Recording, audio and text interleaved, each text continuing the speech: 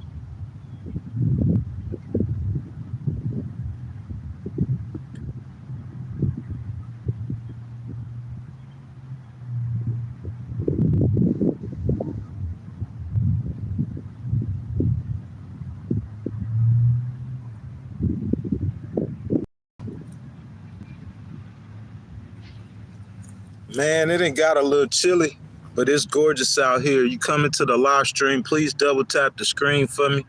Like the video. If you have not subscribed, subscribe to the channel. Hit the notification bell.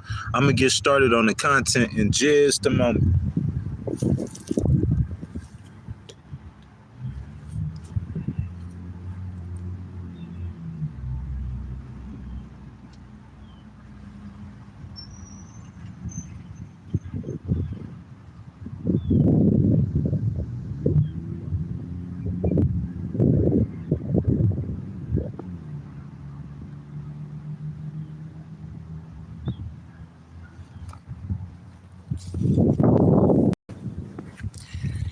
Last outdoor live stream, guys. That's what we got today, this morning. Last outdoor live stream, man. You know what I'm saying, guys? It's been a pleasure of mine to be able to bring you guys this content. You know, like I said before, like I consider it a blessing. You know what I'm saying? The experience, the good times, the bad times, the hard times, the whatever times, you know? Look how gorgeous it is out here, man. It's just absolutely beautiful, you know? To think that in 2022, I started a Miller Ray Legal, a legal documents company. I only had an AAS or have an AAS degree in paralegal technology. And I decided to use that to start a business, in which I did. And the business I started was a Miller Ray Legal LLC. And with a Miller Ray Legal LLC, I not only started defending U.S. law and state and local laws and pursuing justice, you know what I'm saying? But I was able to start Legal Wars Live. I was able to be successful. I was able to earn a living or income for myself as a disabled veteran, as a person with a disability. So that's what it's all about. And starting Legal Wars Live, You know what I'm saying? From the success I had with the Miller Ray Legal and being able to come out to gorgeous locations all over America, being able to talk to the American people about different situations and news stories and politics, and being able to bring you that content live, man, it has been a privilege and an honor. So, guys, this morning, this is our last outdoor live stream, you know what I'm saying, out here in New England. As you guys come into the stream, I ask that y'all like the video, subscribe to the channel, and hit that notification bell. Guys, this morning, I'm going to start by asking you, okay? I'm going to give you basically the gist of the live stream in the intro. So I'm going to start by asking you, how much do you make a year? So let's say I made $60,000 a year. If I made $60,000 a year, my sources is Zillow, Bankrate, Forbes, and Calculator.net. So that's 4 sources for this, guys. The income to loan ratio, or debt to income, that's DTI ratio, is a crucial metric for determining how much a borrower can afford to spend on a mortgage. It is calculated by dividing the total monthly housing costs by the gross monthly income. Here's some guidelines for the DTI ratio. 28% rules. Monthly housing costs should not exceed 28% of your grossly monthly income. So let's say you made $60,000 a year. That's roughly $5,000 a month. That's roughly $1,200 you would be bringing in a week. So if you're bringing in $1,200 a week after taxes, give or take, you'll be making about $1,000 or so roughly a week. Is my math correct? So you bringing home $1,000 or so roughly a week. How much of a house note do you think you can afford to pay? That's the question. You know what I'm saying? That would depend on a lot of other factors, like if you had kids, how much debt you had, and etc. But I'm saying, if you're thinking you can afford to pay $1,500 a month, that would be for a $300,000 house. I'm saying that is highly unlikely. So starting the content off, I just want to let you guys know, if you're making $60,000 a year, how much can you afford to pay in a house note? Asking you guys. Well, what do you guys think that you should pay your mortgage should be if you making $60,000 a year, bringing home $1,000 a week, you know? So say if you paying $1,500 a month, $1,500 a month times 12 months is $18,000 a year. Am I correct? You times that about 20 years, that's $360,000. So you're looking at a $360,000 house making $60,000 a year if you're paying $1,500 a month. Guys, that might sound confusing to y'all. I just want to let you know that if you're making $60,000 a year, you cannot afford whether you got kids, you got 5 kids, 2 kids, 1 kid, no kid, regardless of how much debt you got, how much your car note is, whether you just starting off in life. If you're making $60,000 a year, you cannot afford a $300,000 house. That's the whole gist of that intro. I know it was a little confusing. I was using a calculator, but I'm finna get started with my source. It's from Forbes, and it was published on September the 18th, okay? Median home prices can help home buyers understand typical home prices in their geographical area. The metric indicates the half of the homes in a specific area, state, or even zip code sold for more than that price and half sold for less. Combined with mortgage rates and other factors, median home prices by state provide valuable insight into home affordability and can make it easier to choose a location that fits your budget. This is what this is about. Home affordability. I started off with that $60,000 a year. That's a common income. I'm finna get into it. I'm gonna bring y'all the information that American makes a year. And if you look at the median or the average home prices for someone making $60,000 a year, they can't afford a $300,000 house. For peace sake, they probably, to be comfortable, can't afford a $200,000 house. Yet and still, the average person in South Carolina making $40,000 a year, and the median home prices is $400,000. That's what I started this live stream off to try to get y'all to see. Talking them confusing numbers. We review real estate company Redfin's monthly housing data for single family homes to identify the lowest and highest median prices in the country. Whether you're shopping for a home locally or planning a move, we'll show you what to expect to spend in each state, plus some tips for saving money when you buying a house. The median home price in the United States is $462,000 and $206. $462,206. Who can afford to buy a house in the United States for that much money? The median home price in the United States is $462,206. President Trump directing you directly, addressing you. You as a real estate president, you should be able to look at that number. And if you are as good a president as you should be or claim to be, you should understand what the median average income of an American is. We're going to get to it. That's why I started with the confusing intro. The average price of an average American, I promise you, cannot afford no $462,000 house, but that's what the average house price is in America. And that's in May of 2005, according to data from Redfin. That represents a 0.5 increase over last year. So it's getting, the prices of homes are getting higher.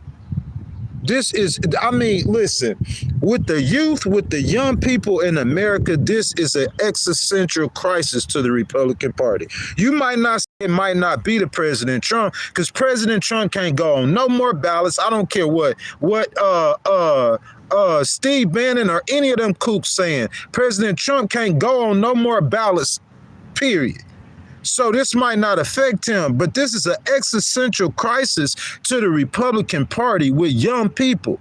Right now it's them because they're the party in power.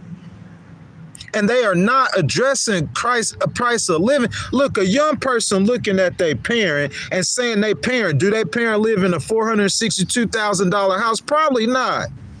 But their parent probably got a really nice $250,000 house. And they're looking at their parents saying that I can't afford to do that. They don't see that they have access to the American dream. And that's a problem, like we seen in New York City, that'll manifest itself on election night when it counts. And you get a young candidate who's speaking to that problem. The Republicans gonna get killed with this now. President Trump, he got to come with some solutions. The median sale price for all home types was lower at $440,000. That's still too much, $913, which accounts for the lower cost of condos and townhouses in many areas. Despite fluctuations throughout the year, 30-year mortgage rates decreased from 7.03% in May 30 of 2024 to 6.89% May 29, 2025, making monthly payments slightly less expensive for the looking to buy a home. That's not enough, man. That's not enough. Median house prices represent the middle value or close to the average. That's what an average is, a middle value of homes sold for a specific area. Median houses go beyond purchase prices to reflect the total monthly cost of owning or renting a home. So it's not just the average, it's the total monthly cost of owning or renting a home. Housing costs usually include mortgage or rent payments, property taxes, insurance, utilities as well, and other monthly household and expenses. So we're not just looking at the mortgage when we say the median home prices, we're looking at all of the numbers. Median home prices focus solely on the upfront cost of buying property, but median housing costs can help you budget by providing a more comprehensive picture of the financial commitment required to rent or own in a certain state. Factors like supply and demand. That's where Ghostwriter gonna stop right there. That's where it goes stopping right there. Supply and demand, baby. Let's talk about supply and demand. When Kamala Harris was running for president, guys, she said that we had a problem or a crisis with housing. To be fair, her president, or our president at the time, number 46, Joseph Biden, President Trump is alleging allowed 25 million illegals to come into America. Now, maybe the Democrats had an upper hand on recognizing the housing crisis because they was allowing the illegals into America. And then so maybe the Democrats said, hey, we're going to address this. Maybe that's what it was. Neither here nor there. VP Harris said we need to build 3 million housing units in America. She was addressing it on the campaign trail. She recognized that this was a problem. Not only did she say build 3 million housing units in America, she was talking about giving a $25,000 tax credit to first-time home buyers. So what I'm saying is, and this again is no hate on President Trump, it's just facts. This is an existential crisis to the Republican Party because these young people and other people who want to buy a home want access to the American dream, just like the last generation. But this generation, they find it much harder to have that access to that American dream. And a lot of it to do, it's a big problem. But I'm saying it's an easy solution. And VP Harris was coming with the solution, build 3 million housing units. You say, what does that do, Ghost? What's 3 million housing units gonna do? My source is Forbes. Does Forbes know stuff about the economy, about money, about the housing market? We talking about Forbes magazine. Forbes magazine said factors like supply and demand. You build 3 million housing units, you're going to take a lot of families, a lot of homeless people, a lot of low-income people. You're going to house them. Supply. So that's going to drive down the demand, and when the demand drives down, the prices drive down. That's for everybody's houses. 3 million housing units across America will drive down everybody's prices. And if President Trump, being a real estate mogul, understanding the United States has deficits and the United States need to increase revenue and the United States owns a third of the land in America, then he could find new creative ways to use that land to rent those 3 million units, make some income off that, killing two birds with one stone. But I'm saying President Trump, his lackadaisical attitude, you got 10 issues in the world. China, yeah, that's one issue. Russia, yeah, that's one issue. Ukraine, yeah, that's one issue. Israel, yeah, that's one issue. I'm saying all them issues in the world, he addressed all of them issues, but he has not addressed cost of living. I'm talking about he spent like 15 minutes on it, man. He kicking the can down the road. But what I'm saying is what's happening is desirable climates, proximity to amenities often translate to higher median house prices. So what state has the highest median home price? Not a state, DC. $1 million. $1.3 million. How many people want to or live in DC? The median home prices, utilities, and everything in DC is 1.3 million. And in Hawaii, it's 957,000. That's too much money. That's way too much money. You talk about the average, that is insane. $1 million to live in DC, guys. Big Ghost ain't making this up. This is according to Forbes. That is an existential crisis right now to the Republican Party. Because what's going to happen is Bernie Sanders and AOC, I've been telling y'all this for weeks. They got 1,000 candidates that they running. I don't know about 1,000 mandamis, but he ain't the only one. And they out there and they talking about this. That's what Mandami's saying, freeze the rent. Listen, freeze the rent, build 3 million extra properties, talk about it, be about it, do something about it, work on it. It's a problem that can be fixed. I have confidence that President Trump, listen to me now.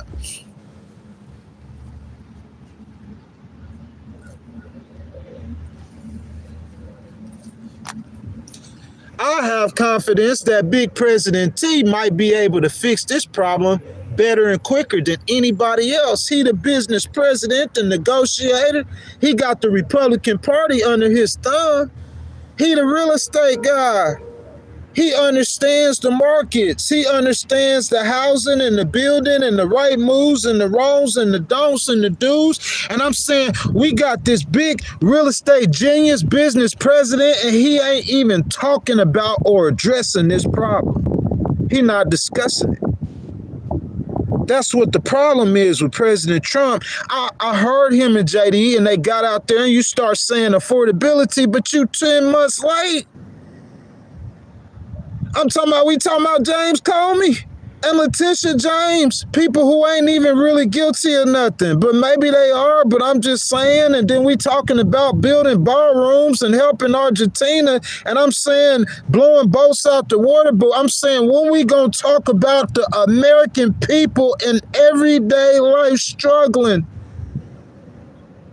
Problems you said, President Trump, that you was going to address on day one. It's not being addressed, and you got a 1.3 million average home price in D.C., and Hawaii is 957,000.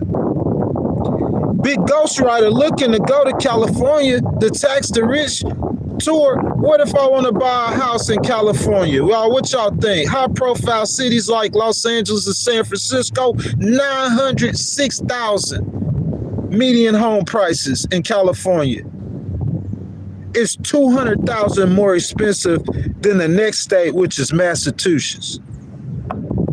You say, hey, Ghost, but in Cali, you made more money. Maybe so, but what about for me? I'm a disabled veteran on a fixed income that is not no lot of money, so I got to hustle for the extra. So I'm saying I'm trying to buy a house. I got my credit good. I'm making moves. I'm trying to do something at $906,000. I'm saying if you making $200,000 a year, y'all remember them confusing numbers in the intro?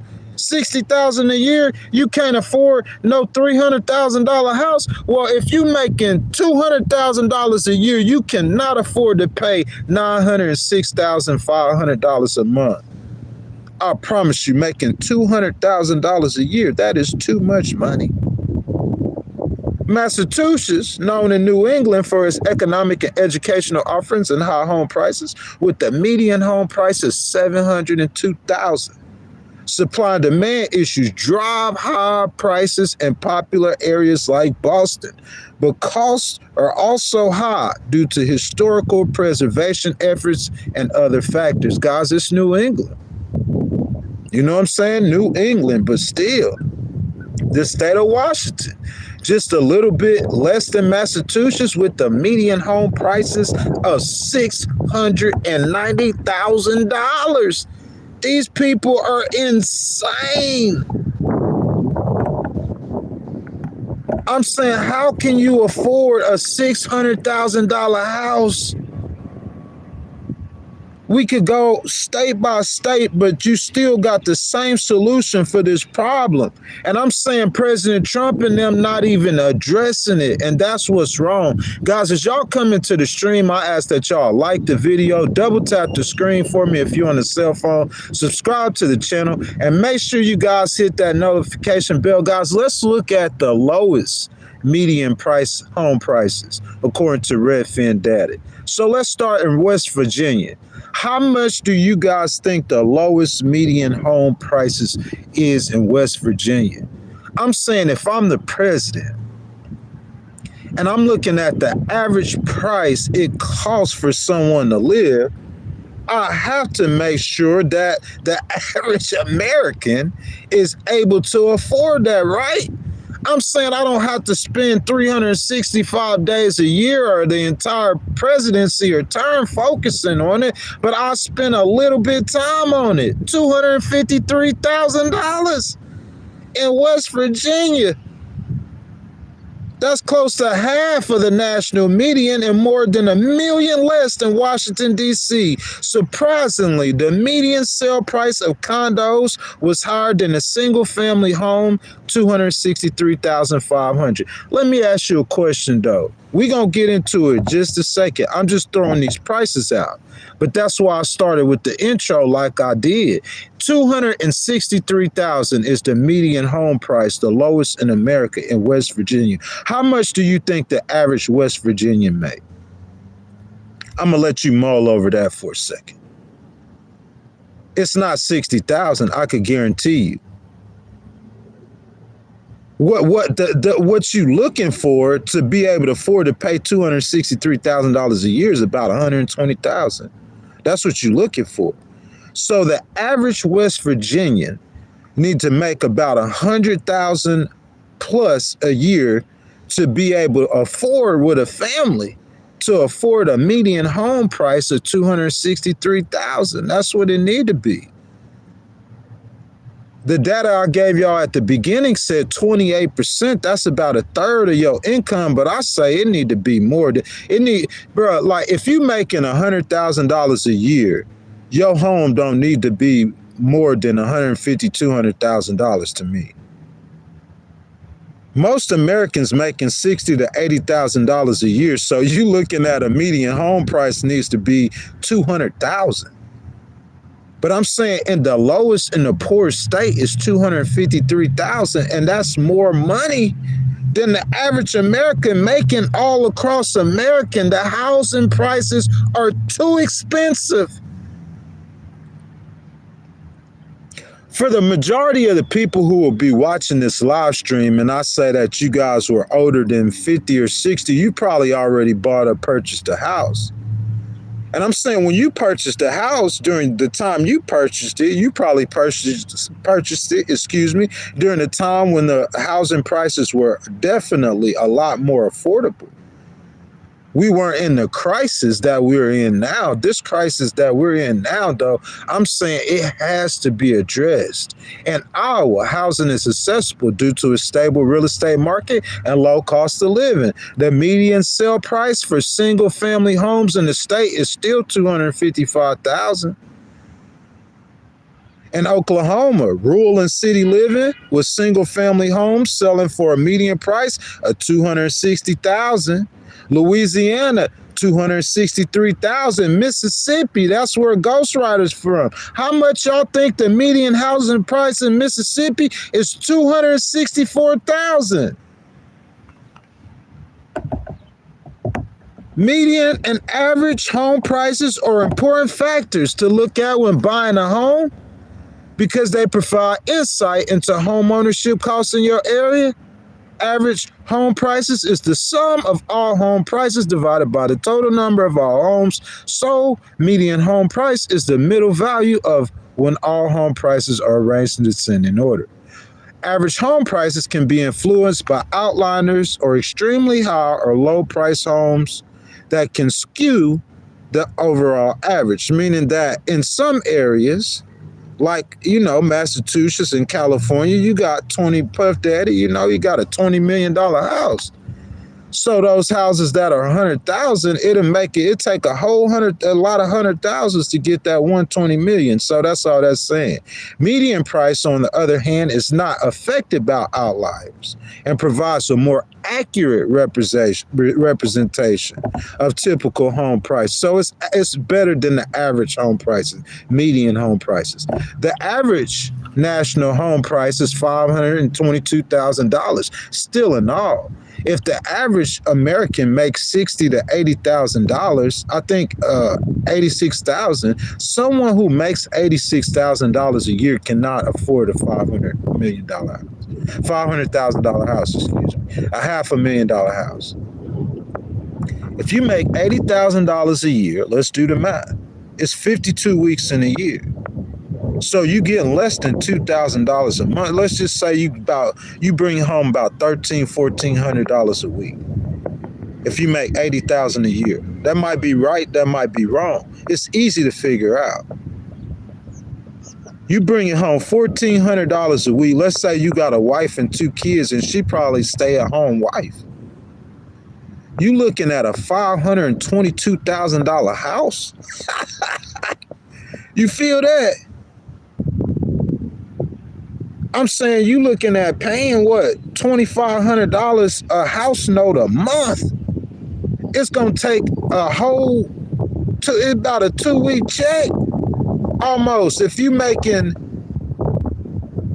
can't afford no $500,000 house, man. You got to be making about 200,000 plus solid to be able to make a $500,000. And $200,000 a year is way less than what the average American is making. That's the point. I'm saying I don't need a calculator. I don't need some kind of economic genius. I don't need Scott B. It's simple mathematics.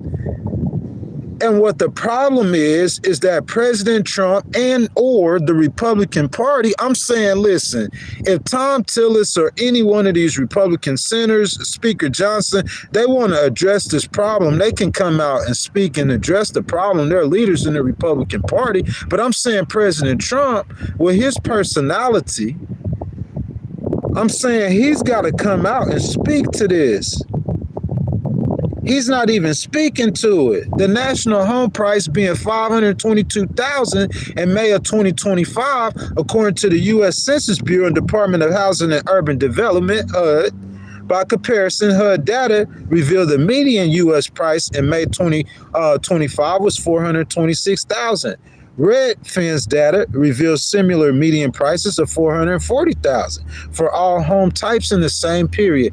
All calculators are based on home sales prices and not listing prices. What I'm trying to say to you guys is if you say, okay, we're going to go ahead forward, Ghost, and we're going to build 5 million homes in America. Ghost, where we going to get the money from? That's why you president. That's why Mike Johnson, Speaker of the House.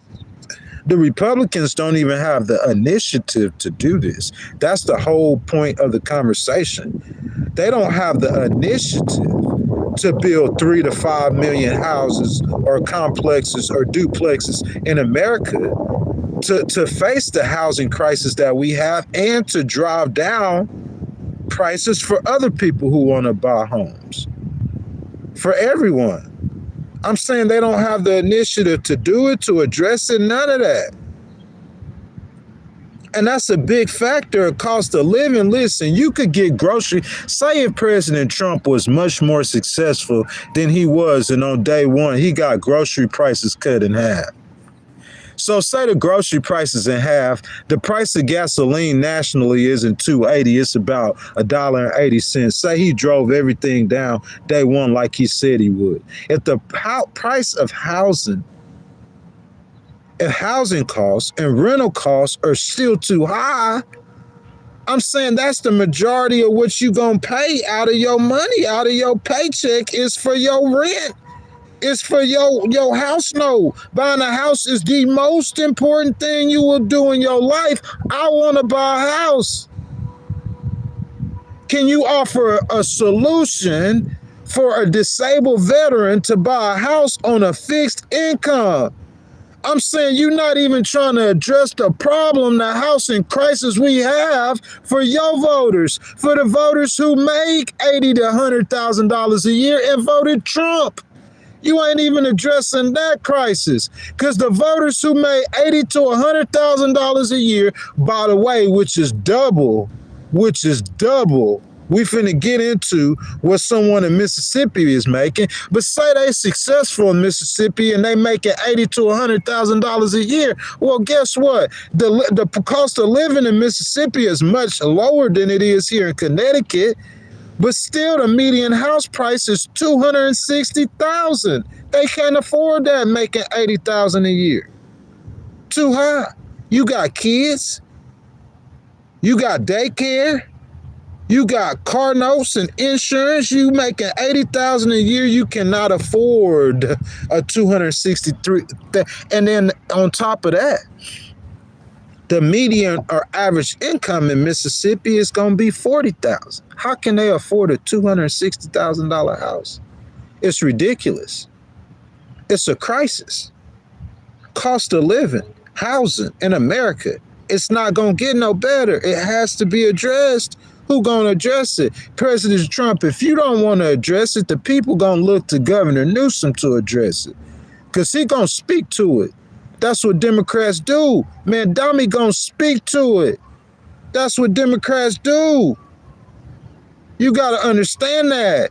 And if you don't want to speak to them issues, President Trump, I'm trying to tell you, what's it going to take?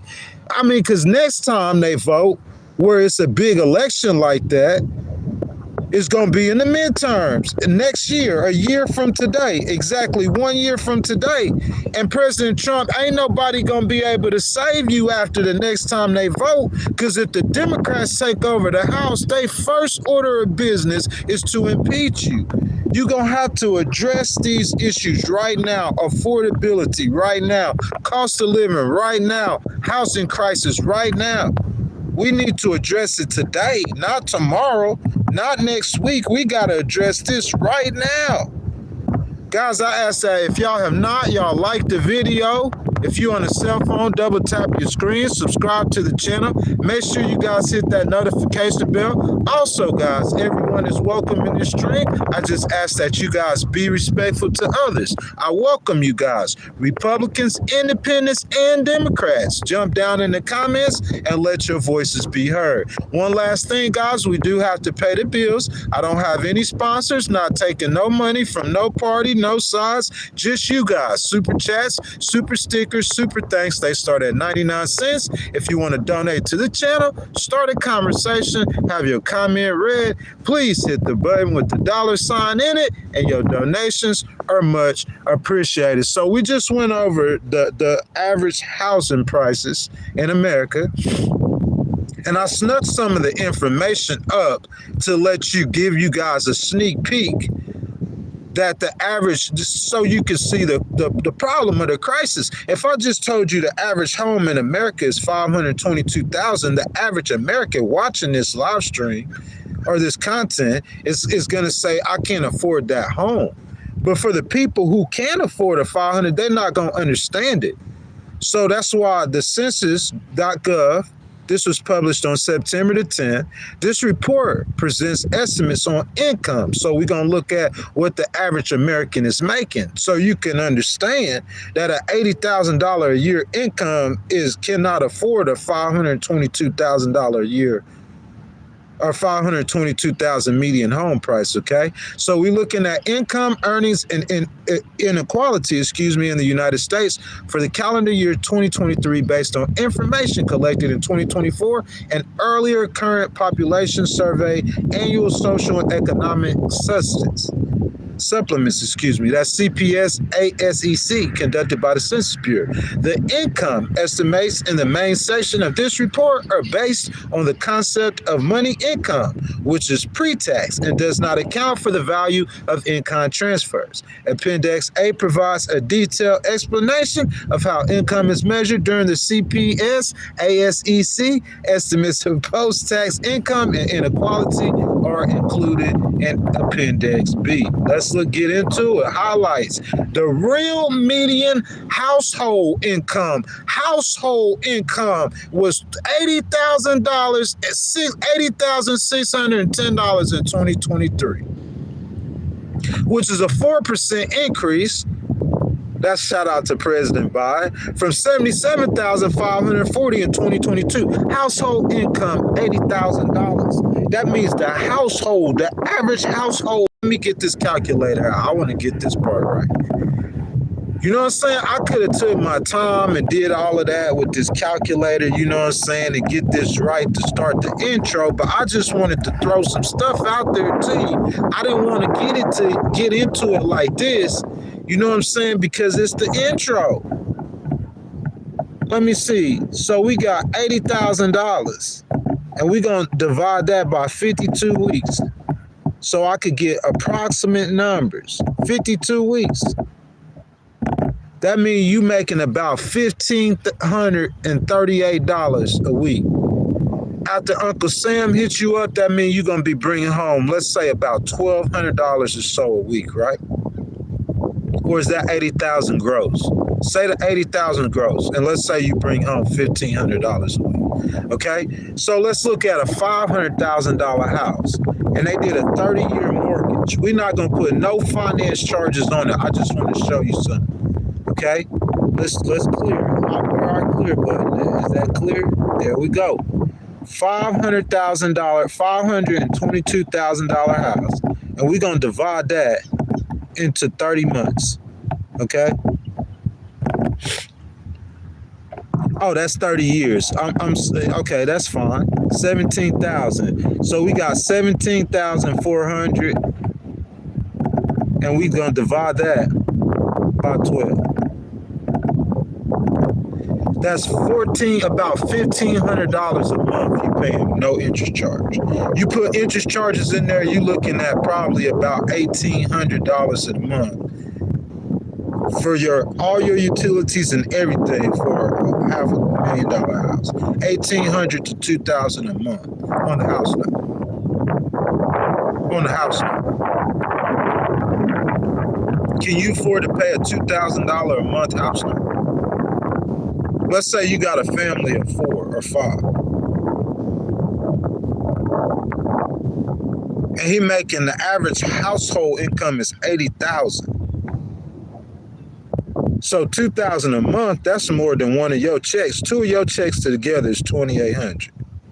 And say you pay the rent in one check, that'll leave you $800 left out the check. And say if you got a household income, a family of 4 or 5, or even 2 or 3, and y'all have to live off $800 for 2 weeks after you pay the rent. And then your next check, you got to pay car notes, insurance, kids in school, soccer. Nah, you can't afford that. That's what I'm trying to tell you. That $86,000 is not enough to afford. The average price of housing is too high in America. I didn't want to just come out and say housing is too high. I want to show you numbers and figures. I know it by just looking at it. If that median household income is $80,610, the median in America, housing prices in America should be at the max 200,000, maximum 200,000 median, 250,000. You say, Ghost, the numbers are majorly inflated because of the super rich people in America, because America's the richest. They taking the $20 million homes into account with the median home prices. The median housing prices, if you guys can't listen, or you can't follow, or you can't think on a pivot, the median housing prices in America, 45 minutes I've been streaming, are twice as high as they should be. That's to make a long story short. So you got to drive down the prices of the houses in America. That is your duty, President Trump. Flood the market. You know how to do it. You a real estate president. No excuse. That's your duty. When you gonna get to it? When 10 months in, 11 months in, you done help the rich people. We wait for you to help. Because VP Harris said she was gonna step in doing it. That's facts. VP Harris said she was going to step in doing it. One of her economic policies was to build 3 million new units in America. That's going to drive down I'm not saying it's going to make the median house price, it's going to cut it in half, but it's going to drive it down in the right direction, not going up in the wrong direction when you promised to fix this. Real median household incomes increased by 5.4% for white households, 5.7% for Hispanic households. No significant income changes for Blacks, Asian households. Household income rose throughout the income distribution, increasing 6.7%. Income inequalities increased. I'm saying that's 45 minutes, man. It didn't take 45 minutes. All it took is a couple of numbers to say that, hey, we got an existential crisis with housing in America. If the average American making $86,000 a year can't afford a house, what about the Americans on disability? Do you have programs for them? The average American, guys, the average home is $500,000, $500,000 in America, okay? So you know someone on a fixed income cannot afford that. I'm saying, so do you got a program for them to afford your expensive homes in America? Do you have programs for them? Oh, you got programs for them, or are you trying to cut them? That's the question. Are you trying to cut those programs? Look, this is what I'm saying, man. Okay, and guys, because this is our last live stream, I'm gonna go down there for y'all and let y'all get a real good look. Last outdoor live stream, I should say. You know what I'm saying? I'm finna walk down here because it's so gorgeous. It's so cold out here, though, man. It's not really that cold. The sun is shining. You know what I'm saying? It's just by the water because I don't even have a jacket on, and I'm out here. I'm able to do these live streams most of the time without that sweater on, and I'm able to stay out here for an hour and a half before I go jump in the car. You know what I'm saying? But look, this is what I'm saying. Hold up, guys. I'm gonna catch it real quick. Man, so peaceful, man, by the edge of the water. You know what I'm saying? To come out here, man, and just chill. Spend the whole day out there, man. Imagine if you had like a jet ski or a jet boat. You know what I'm saying? Let you see some of them people we were talking about out here in Connecticut who can afford those high home prices. You know what I'm saying? Them $600,000 houses. These people got money out here, man. They were blessed, or they were successful achieving the American dream. But the thing is that we all want to have access to the American dream, man. That's what the question is about. That's what this whole live stream was about. That's what the housing problem being an existential threat is about. Is because we believe that we don't have access to the American dream. I got D. Who is that? D. Is that M2Y? He got. Thank you for that donation, sir. He says Trump is weakening the EPA to lower building costs. Well, could you provide more information about that, sir? You know what I'm saying? Look, lower building costs, though, is that you saying lowering building costs? How is that helping? Okay, so you saying it's better to build a house than to buy one or purchase one. Is that what you're saying? Because weakening the EPA, to me, that sounds like that's more related to businesses. You see what I'm saying? I know the EPA, they do relate to home purchasing homes, but I'm saying that's the EPA is greatly related to businesses. So I'm saying just by weakening regulations, I'm saying how can that? I mean, I guess in some ways you can. I'm saying that's not what you got to go way beyond that. You got to go way beyond that. Because I'm saying you putting in half-hearted efforts to help the American people. You're going to pay for it when it's time to vote. I'm not saying that's a bad thing that he's doing. I'm not saying that it's not necessary. And I'm not saying that it's not going to help. I'm just saying you're going to have to go way beyond that if you want to fix the problem. Because that problem is huge. You know what I'm saying? I mean, the housing prices are just slowly ticking up. And they ticking up and they ticking up. Listen, inflation, so we going to make a Barbie doll too expensive. So everyone can't afford Barbie dolls. Inflation, some groceries are too expensive. Eating out is too expensive. So it's becoming harder to live comfortable in America. Basically, that's what you're saying. But I'm saying housing becoming too expensive. I'm saying that's a problem. People can't afford a house or afford a home, or they can't afford decent homes. I'm saying they don't have the same opportunities that their parents had, and they recognize that they don't. You see what I'm saying? They see that they don't. You know, like I know a homeboy that I have, and I'm saying, like, I know one of them, he did buy a house. You know, it was a lot below the median home prices in Mississippi. But I know I got a homeboy who his daddy owned a house. And he probably gonna end up getting a house from his daddy. But him actually thinking that he was gonna be able to achieve what his father did, that's not gonna happen. But I'm saying for the people who their father can't give them a house, I'm saying, like, I mean, it's people in America that, I mean, you might consider them undesirables or you might not be that concerned with them. But I'm saying it's people in America who, I'm saying, afford buying a house. They can't afford hardly nothing. And I'm saying you got to look out on them kind of people too. President Trump has put in zero to no effort. Look, I heard President Trump one time, he said he gonna do A, B, and C. And at the completion of doing A, B, and C, he gonna co-help the people. That ain't how it works, President Trump.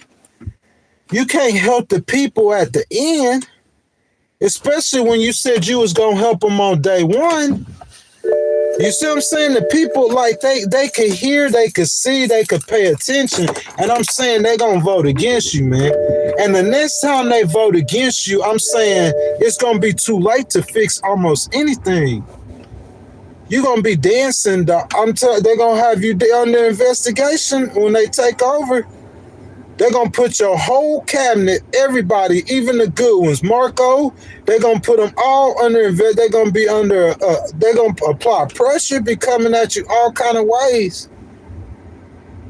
I'm saying President Trump might have had 15 things in his mind of what he wanted to do when he became president. He won the election. He becomes president. His priority list, we're able to see what he prioritized. Getting that situation handled with Israel and Hamas is very important. That should be a top priority. He's been working on that, right? Getting the situation handled with Russia and Ukraine, top priority. America's deficit, top priority. All the things he's working on, top priority. But I'm saying, even though those things are a top priority, are they for the voters? That's the question. Guys, question. Peace in Israel, is that a top priority for the voters? Yes or no? Question, guys. Peace in Ukraine, is that a top priority for the voters? Yes or no? That's not a top priority for the voters. But wondering if you could afford to buy a house, that's a top priority. If you can afford to pay rent, that's like a number one priority for the voters. And I'm saying, if you've been in office for 11 months, you feel that? I'm not hating on him. You feel me, my boy D? I'm not hating on him, but I'm saying you've been in office for 11 months. And the top priority for the voters, the reason why you in office is directly due to cost of living and being able to afford different things. And so I'm saying all those things I named, Israel, Hamas, Gaza, Ukraine, Russia, China, all that stuff, I'm saying he went and touched on all those things, and none of those are a top priority for the voters. He over there dealing with the Middle East, with Israel, and it's a beautiful thing that he's doing. people with politics know, it's important for stability in the world. It's important for the world economy. It's important for his stock markets. It's important for a lot of things. But for the average American who cannot afford to pay rent, they don't care nothing about what's going on in Israel and Hamas and Gaza. They could care less about what's going on with Russia and Ukraine. They could barely care less if it's one of their own people if they can't pay rent. You got to address these issues. You got to care about what the voters care about. You don't think it's enough voters? How many American voters make under $50,000 a year? How many voters? How many voters? How many voters? How many voters in 2024 made less than 50K? Anybody got a guess? Anybody got a guess? You won't believe the number. How many voters in 2024 made less than 50K? That's the question. Let's try it again. We looking for presidential election. Presidential. I don't need Google Maps. All you got to do is take me back to that last tab. That's what I'm looking for. 73%. Hold on. I think 73% voted. Hold on. I know it's a large number. So in the 2024 presidential election, 73.6% of the people, 174 million citizen voting age population registered to vote. 65.3% or 154 million voted. Okay? 63% men voted compared to 66% of women. They talk about educational. I'm looking for income. Income. Come on now. They're not showing me income, man. I really need the data. I could guarantee you the majority, listen, the median average income in America, okay, is, we just looked at it, 80,000. It's probably up to about 85,000, okay? Average income, 85,000. If you look at the millionaire, it's 22 million millionaires. How many people we have poor? You got 42 million on Snap. I mean, Ghost is just good with numbers. 42 million people on Snap out of 347 million. And so the people who, if you make $50,000 a year, you can't get Snap. I don't think, if you in Mississippi and you make $40,000 a year, that's average or above the median. I think to get Snap, you got to be a certain percentage below. So I'm saying it's not just 41 million, 42 million SNAP recipients. It's people that's above that, going all the way up to probably about $80,000 or $100,000 a year that's struggling. That's my point. So I'm saying you got to make your policies, regardless of what policies that you have. This is the craziest thing. The craziest thing. Listen to me, y'all. If y'all hadn't heard nothing I said, hear me out right here. President Trump ran his whole campaign or his whole election on Joe Biden being a bad president, and he told people that he was going to address the cost of living, right or wrong. Well, what I'm saying is he's not addressing the cost of living. That's all the Democrats are talking about. So I'm saying he can't just come out and start saying the words affordability in speeches in his cabinet and people gonna buy that. I'm saying he's got to go get down with the Democrats or have some conversations or pass legislation.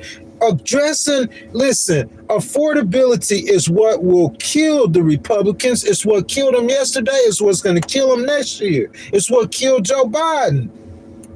Common sense ain't that common. Affordability is what's killing you. The Democrats have said they're willing to address affordability. If you address it, you're going to help American people. I'm saying, why not address it? Why not call Hakeem? Why not say I'm going to make the health care issue? You hadn't addressed it at all, President Trump. I'm saying I'm trying to say it every way that I know how to, and I have been in the last 3 days. It just so happened there was an election in between these last week of me call Hakeem, yelling, call Hakeem, President Trump, call Hakeem, get him to the White House, do a Bill Clinton, Newt Gingrich moment. This is the moment coming out that peace deal. You could be great. But I'm saying in the middle of doing that, there was just an election. And he was able to see what we talking about, man. I don't need to have an election to see this. I'm not going to tell you this for no reason. If I'm struggling, or life I notice has become consistently a little more difficult, and I'm traveling America, I'm posting it. You see YouTube, y'all see I'm in Connecticut. If y'all follow the content, y'all know I started in Mississippi or somewhere. Good morning, Angelo. What's up? Angelo, I got some questions for you, my guy. The average housing cost in, let's say, New Jersey, about $400,000-$500,000. Angelo, can you afford a $400,000 or $500,000 house? Can you afford it? You might be able to, Angelo, but I'm saying the average New Jerseyan cannot afford to pay $400,000 or $500,000, and you a Trump supporter. And the average house is $400,000 or $500,000 in New Jersey. My point is, Angelo, if he said he gonna lower the cost of living on day one, he hadn't even addressed this. And VP Harris, Angelo, had it in her campaign that she gonna build 3 million duplexes, complexes, whatever. That's gonna the demand, supply and demand, the prices of all houses will go down immediately. Say he don't like that plan. He the real estate agent. America owns a third of the land. There's a housing crisis. That's a crisis Angelo can't afford a $400,000 house. He a Trump supporter. Oh, Angelo said $530,000. Well, Angelo can afford it. He can. But what I'm saying, Angelo, most people cannot afford a $530,000 house. Most people can't afford it. Angelo, if you don't mind, you could tell us how much you pay in rent or mortgage a month. What about those people making under $50,000 a year? What about the disabled people?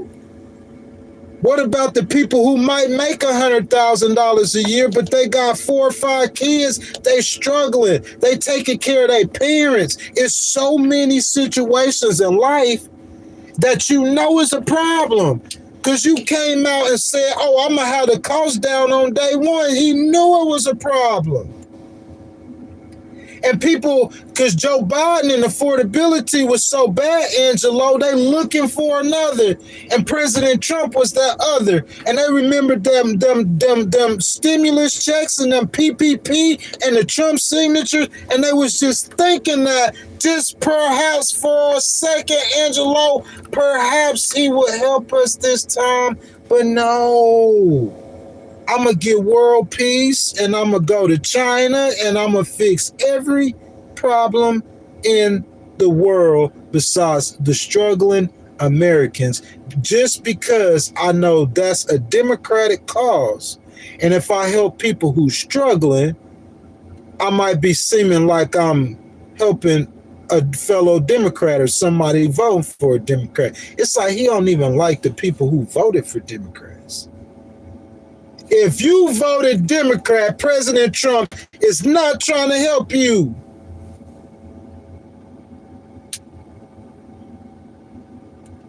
Ghost didn't vote Democrat, President Trump. Ghost was on YouTube spitting game that some people on y'all side used to help you get elected. What about Ghost? Angelo seemed like he probably got some money. He can afford it. But what about some of Angelo's friends who voted for you who can't afford a $500,000 house?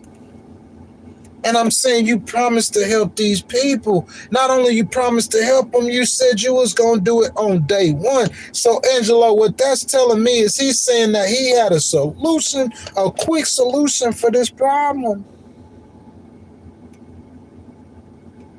Oh, man, he said 700,000, the high rise. He can't afford a $500,000 house. My house in Florida might go up in value. NYC has a mass exodus to Florida. As y'all come into the channel, y'all like the video, subscribe to the channel, hit that notification bell. Also, guys, y'all know that was just our last outdoor live stream, guys. You know what I'm saying? I won't be streaming again really to almost the end of the month, you know, but I'm gonna pop in and do a couple of live streams until then. If you guys want to donate to the channel, guys, hit that button with the $ in it. Your donations are much appreciated. Also, channel memberships start at $2.99. If you want to become a member of the channel or gift the channel with a channel memberships to someone, that's the best way to donate. I would appreciate the love. Just hit the button with the $ in it, and your donations are much appreciated. Angelo, what I'm trying to say is President Trump versus Kamala Harris. All right. Would our life have been better if Kamala Harris would have got elected? I think that's an individual question. What I'm saying, though, Angelo, is I'm saying she was offering to give $25,000 tax credit if you wanted to buy a house. What if I want to buy a house? No down payment. I want to buy a house. A disabled veteran on a fixed income, they provide a down payment and a tax credit to buy. That makes it to where it's affordable for me too. You get that, Angelo? That policy is like giving everyone access to the American dream. It's like the way the Democrats think is I'm going to attack it from the ground up to help the... And I'm saying it's more people who have less money, Angelo. It's more of us. So I'm saying looking out for the common man or looking out for the working man, that's what the Democrats' message used to be. And that's what it looks like they getting back to their message now. Because that message right there, Angelo, let's say you got a sporting team. And I come to you and say, in the last 5 games, your sporting team has won 1 out of 5 games. In the last 5 presidential elections, Angelo, your Republican Party has won 1 out of 5 presidential elections. Obama got elected twice. Trump won the election, but he didn't win the popular vote. Hillary won the popular vote. And then Joe Biden won the popular vote. And Donald Trump just won 1. So you got 4 losses to 1 win. You say, what you mean, Ghost? That means that the Republican Party, they not doing something right. That's what that means. You know what I'm saying? That's all that means, Angelo. You're not doing something right. You can't take away from the people and the people's programs and give rich people a tax break and think that it... I said, you gave these rich people a tax break talking about trickle-down economics. Ain't nothing trickling down. The only thing, they got that money and went on about their business. And then you don't want to do SNAP. You know what I'm saying? The government shut down because the insurance prices, premiums done tripled. So the Democrats done shut the government down on you. And I'm saying, Angelo, when the elections happen in New Jersey, you got a Democrat woman governor, Angelo. Because President Trump, his policies, man, I'm saying he's not helping the poor. He's not helping the veterans. He's definitely not helping any kind of black people that I could see, man. You know what I'm saying? He attacking DEI and civil rights. So a black veteran who made less than $50,000 this year, I'm saying like disabled. I don't see how his policies help me and around America. What I'm saying, they're not helping a lot of people. This ain't no hate against him, Angelo. It ain't no knock. Just adjust. Why you can't adjust? Why I can't come out with a plan? Instead of Steve Bannon talking about Trump 2028, how about Steve Bannon come up with, use that creative brain to come up with some plans to fix the housing crisis? I'm not a Republican. I don't work for President Trump. So I'm saying, why don't the creative people, they could fix the housing? Hey, I got a team, Ghost, don't worry about it. I got a committee. Imagine if President Trump was the president that came out today and said he created a committee of some top real estate people to come up with a solution for the housing crisis. Ghost, they got 90 days. They going to give me recommendations. We got it taken care of. I got a Republican committee, Ghost, a team of doctors like President Obama did, that's going to come up with a solution for this healthcare. I'm saying you ain't working, you ain't done that, but you doing that whenever it comes to. Yeah. You feel me, Angelo? Look at my boy Angelo. Everybody like that $5, like that $5, like that $5. He said if you give $25K to first-time home buyers, this will drive up the cost of home. It's simple mathematics. We're kind of going to get the $25K to give. Hold on a second, okay? The $25K is a tax break. If you give a $25K tax break to first-time homeowners, it will drive up the price of homes in an incremental small amount. So what you're saying, Angelo, is not incorrect. That talking point is not incorrect. But what I'm saying, Angelo, is going to drive it up in a small amount. But with that same plan that would drive up the housing price, the housing prices then drove up in a small amount since President Trump has been president. And he ain't giving nobody $25,000. You see what I'm saying? But I'm saying at that same time, to counter that smaller, she's got a plan to drive it down. The plan to drive it down is to build 3 million housing units to flood the market. Look, Angelo, let's just say that you used to sell dime bags back in the day. Little weed bags. I'm just going to give a quick lesson of what supply and demand. So say you got 5 weed men. You got 5 people with dime bags. And you got 20 people who looking to buy. Say I'm trying to sell my dime bag, Angelo. Oh man, Angelo with another $5 donation. He says either she was going to raise taxes or print more money. This is going to cause more inflation. Goes, what's wrong? What's wrong with taxing the rich, Angelo? What's wrong with raising the taxes on the people who make more than $1 million a year, Angelo? What's wrong with that?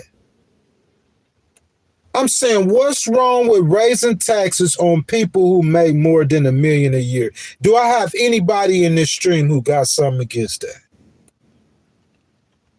Angelo, you raise a lot of revenue when you do that.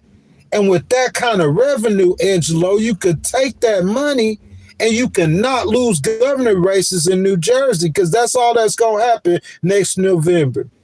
You could take that money, Angelo. It might be a pain in the rear end for President Trump as a billionaire to be worried about what some beggars like Ghost is down there crying or begging about. But that's going to get you impeached. That's going to lose you an election. You got to be able, the Republican Party has to be able to get past that impasse.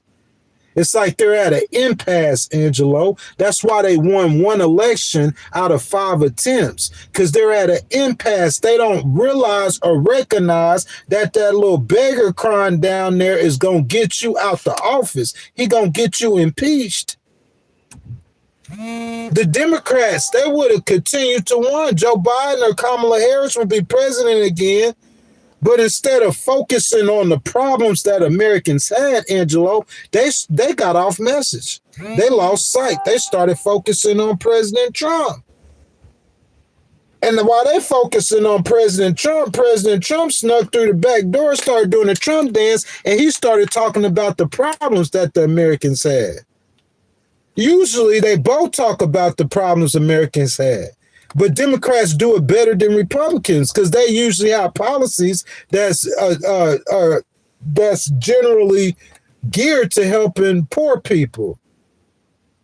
But I'm saying this time around, the Democrats was talking about how bad of a person President Trump was, or was trying to lock him up or impeach him, or somebody was trying to assassinate him. And instead, President Trump was talking to the people. That's not going to happen this time. First of all, Angelo, he's not in the ballot in no midterms. That's number one. He's not on the ballot in no midterms no more, Angelo. And second of all, Angelo, it's like he's governing. He's doing a whole lot of things, but he's not talking about what Mandami is talking about. And that's what Ghost just did, a whole boring live stream saying how the average American's making $85,000 and the average home in America is $522,000. Angelo said his house is about $500,000, but he said he can't afford to go out there and buy a $500,000 house. So that's what I'm saying. So for the Americans, the younger Americans who do have older parents who own homes, and say you lived in that home or you inherited that home, you might not never have this problem. You might not have to go out and buy a house. But for the majority of Americans, Angelo, who are our age, I'm 45 and younger, who have to buy a house, they see how much harder it is to do it than their parents. They're losing access to the American dream. That is killing the Republicans. Listen, that outlier or that outlayer, it's embedded in a lot of numbers that allows me to confidently say until I see a drastic change in America, which I don't think it is going to go that way. I think it's going the other way. I think AI is going to take more jobs. There's going to be more unemployed. I think America's going to see 10 to 20% unemployment within the next 5 years when artificial intelligence comes. America's not going to get poor. You just need less people to do the job when you have AI. So you got more people sitting at home. So taxing the rich is going to make more sense. What's wrong with giving a small increased tax to help the poor people? Because not helping the poor, Angelo, again, is why the Republicans are 1-4 in presidential elections. You cannot win without doing it. The Republicans were not smart enough, or their policies are geared enough to figure that out. That all Barack Obama did was talking about helping people. That's what Joe Biden talked about. Hillary Clinton, not so much, and that's what she lost. And VP Harris, her campaign was just 107. I'm saying you start off like Mandami, and you take a shot at Angelo. You take shots at people, but you start off like Mandami, and you just stick talking about people struggling. Talk about the struggle. If you was a rapper, don't rap about no girls, don't rap about drilling or spinning the block on nobody, don't rap about nothing besides the struggle. A rapper like Nas, just rap about people in the struggle. And the candidates who talk about the people in the struggle, they will win nonstop. It's simple mathematics. You know why? I could look at the price of a house, $522,000, and the price of an average household, $80,000, and see that $80,000 cannot afford that $500,000. So them numbers you gotta get them housing prices down. There's ways to do that. There's ways to address that. President Trump is not doing that. He's not addressing that, Angelo. And I think that's a problem. He says now with a lot of vacant apartments, if the rent goes down. But what I'm saying though, Angelo, how you gonna have vacant apartments? You got plenty of people to fill the apartments. If you got vacant apartments, then you need to go renovate those apartments. If there's vacant apartments in your city, your mayor, like what Mandami needs to do, he needs to get those apartments renovated. or make the owners tear them down. You got to address these issues. Working. President Trump is working. Angelo, I'll give you that. His administration, he not lazy now. He playing a lot of golf, but they getting a lot of stuff done. Probably more than any other administration in them first 10 months, Angelo, he working. That's how I know he's slacking on the cost of living, because he put 1,000 things ahead of that. Now, if he was a slower president or his administration was slower, I would say, oh, Angelo, give him some time. They get into it. Now, he intentionally skipping that cost of living and affordability issue. You can't go down to Miami and just start saying affordability and magically you got to roll your sleeves up, get your hands dirty, and do what the Democrats do. Pass some of their policies. No tax on tips, no tax on overtimes. Those are Democratic-minded policies. However you want Republicans spin on it, you got to put money in the pockets of Americans. You got to make policies that help people that are the $25,000 for, I'm saying if VP Harris runs a full campaign with those policies she had, I heard Joe Rogan say, nah, listen to me, Angelo. Go back and fact check me. I heard Joe Rogan said he didn't have no problems with VP Harris's policies. Zero problems with her policies. Zero. No problems with her policies. Because you telling people who are struggling trying to buy a home, they can't do it no other way without that $25,000 tax break. Some people ain't going to be able to get no kind of other place to stay or rent without having the government come in with 2 or 3 million additional homes and duplexes and townhomes. So you saying there's a lot of vacant apartments? You saying up here from illegals being deported? Well, I'm saying if it's a lot of vacant apartments, they got to get on the market. It's not that much enough. If the market was being, I know that's the Angelo. What you saying is the thought process that President Trump had. I believe that. I just never said it. I didn't feel like it was no need to, because he would say that if you added 25 million people into America, Angelo, and you start and so we start having a problem with the housing and the housing crisis because there's 25 million extra. If I start getting rid of illegals, it'll open up apartments and it'll put those apartments back on the market. But what I'm trying to say is, Angelo, to me, that's a cycle. As soon as Governor Newsom or the next Democrat take over in 2029 or 2033 or whatever have you, you're gonna have the same problem again. The way you fix the problem is why you deporting people. It's not no vacant apartments. You just, okay, don't build 3 million, build 500,000. No, I ain't saying you, Angelo, you saying if there's an old rundown building across the street, yeah, it's going to make your value of your house go down in the city. But if you building a 700,000 or a multi-million dollar duplex, it'll make the value go up. Yeah, what I'm saying, Angelo, I was talking about somebody going to buy a new home, a brand new property, $500,000. They can't afford that. I'm not talking about how you drive it up or drive it down, because in the regular neighborhood, Angelo, you flood the market with new homes, with new duplexes. And a lot of these people, the government are housing, if it's 3 million, 25 million illegals, Angelo, how many you gonna get rid of? You ain't getting rid of 25 million out of America. Your first year, how many people you deported? You're not going to deport over 5 million people. You won't do it. So you still got 20 million illegals. So that means that you still going to have that problem. You need to build houses. Angelo, you might snatch illegals and you might have some empty apartments, but I'm saying there's more people waiting for apartments than the 5 million illegals that you're going to snatch out. You need to build more houses while you snatching out the immigrants. I'm saying those new houses are not going to drive down nobody's properties. And the vacant apartments are not driving down nobody's property. Build more houses.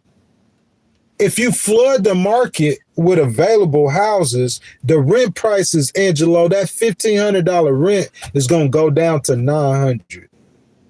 It don't have no other choice. That's what I was going to say before you donated.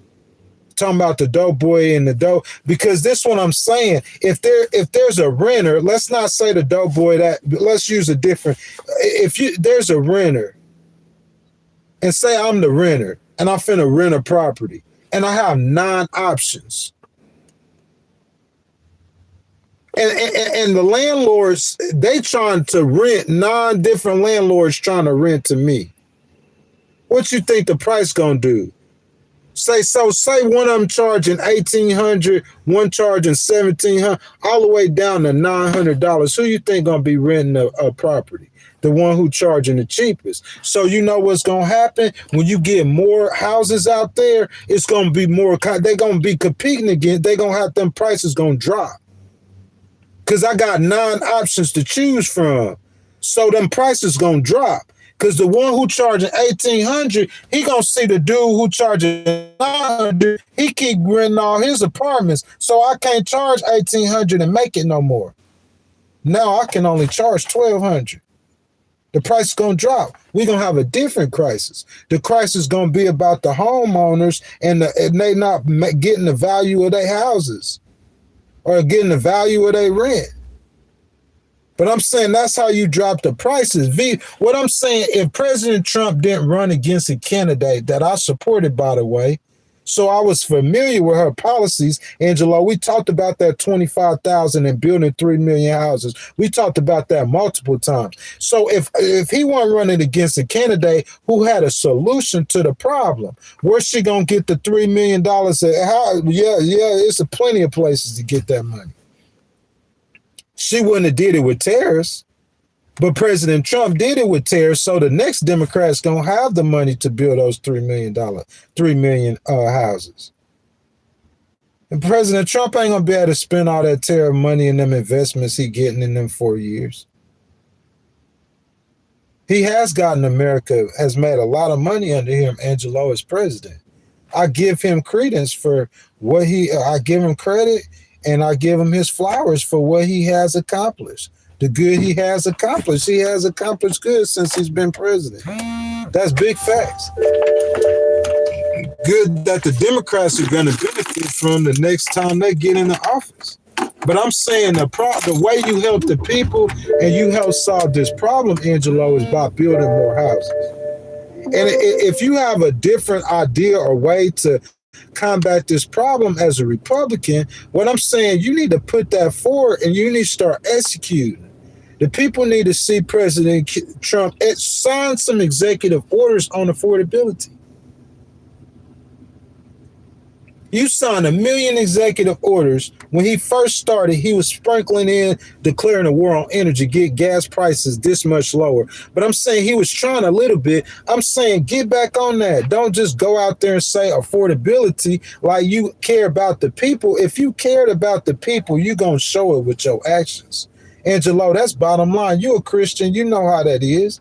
God ain't going to let you walk around saying you love and don't show it with your actions. Love you show that as an action for God, with God.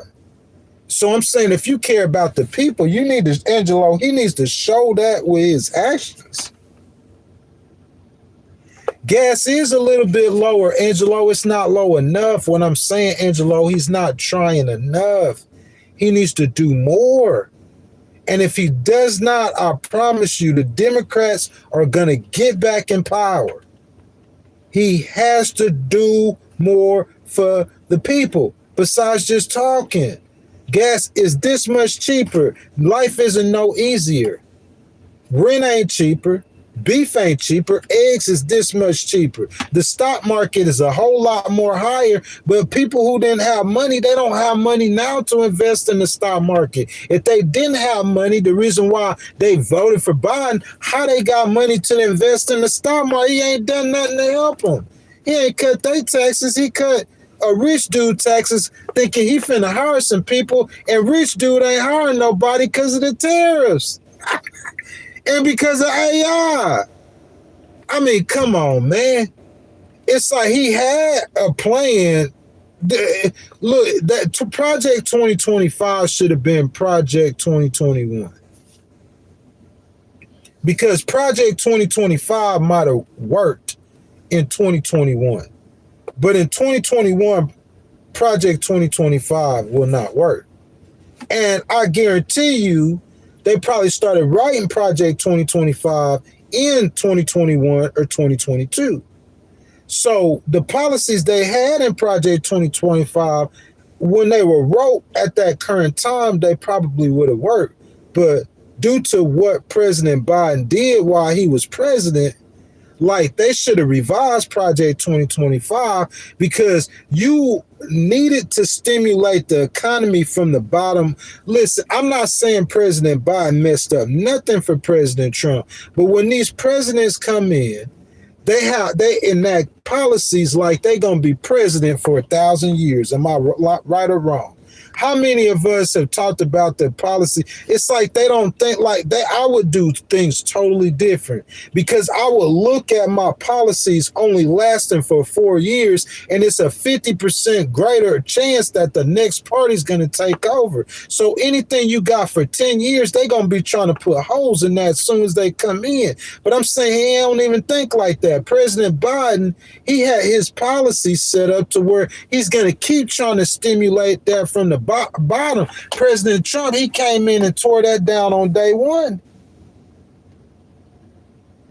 But I'm saying you tear that down, President Trump, but you got his policies still in effect. And the way his policies was, you recognize it. That's why he said he gonna lower the stuff. All his people talk about is grocery. That's his word. So he recognized it. So I'm saying because of that, you got to come in and do something to help fix that grocery. Besides what you did, you tried a little something, but that little something didn't do enough. You got to do more. And if you don't want to listen to Ghostwriter, ignore me and wait till November the 6th of 2026. And don't come back crying when you come back. Don't have no tears in your eyes. Don't be saying the Democrats cheated. Don't be saying none of that. Don't be saying the Democrats cheated. Don't be saying none of that. I've seen this story 1,000 times. Politicians get in that power. Stephen Miller talking like he's an everlasting king of America, and y'all just tripping. And you need to get off your high horse and get over here. Get down. Jesus, Angelo, you worship Jesus, don't you? He God. He way more powerful, mighty, clouded, goated. You talking about God, the creator. He got on his knees and he watched a begging prostitute, dirty feet. I'm saying President Trump need to get off that high horse, man, and get down here. Go to the. I know he can't as president, but I'm saying go to the hood in Chicago. Go to the people who got rats and roaches and no electricity. You don't have to go visit them, but throw them a policy or something. Throw them a bone. He don't want to do that. He can't do that. He got to help the businesses and the money. They think they can only see life from a rich man's perspective. And God said it is harder. It is easier for a camel. He talking about a camel. You know how big a camel is? A camel bigger than this BMW. It's easier for a camel to pass through this than a rich man to go to heaven. To pass through this. The eye of a needle is thinner than this. It's easier, not the pen. This too big. This twice, 5 times, 10 times. It's this right here. This part. Just this part. God said it's easier for a camel to pass through this than a rich man. So why, if I know that, God said that money is the root of all evil. Angelo is a Christian. If I know that, and I'm a president, why would I make policies that will help money is the root of all evil, and a rich man who can't pass through the eye of a needle. Why would all my policies be, and everything Jesus said in the Bible, a majority of the script helping the poor, but you don't want to do nothing for the poor, but you want to help all the rich people. Talking about they create the wealth and money. That trickle down economics is the biggest scam in American political history. That's my take on it. And Angelo, you know I've been standing on that from day one, all 10, about trickle down economics. Angelo, my opinion is trickle down economics is the biggest. President Trump should come to New Jersey and he should see your personal life, Angelo, or he should hire you so you could come give him a vision or an outlook of people's personal lives in New Jersey, so he can make some policies that'll help you in your life. He done a million things. You done helped the whole world. President Trump, America's business, number one, Israel, you solved it. Number two, Ukraine. Okay, you got to come back to this. China.